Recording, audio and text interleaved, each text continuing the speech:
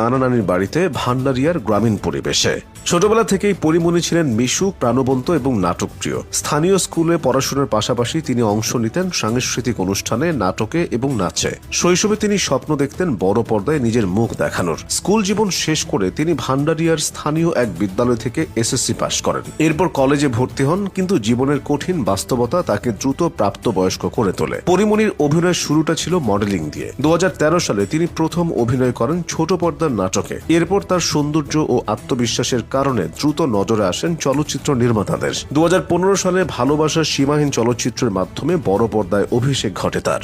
এরপর একের পর এক চলচ্চিত্রে অভিনয় করে তিনি হয়ে ওঠেন ঢালিউডের অন্যতম জনপ্রিয় মুখ।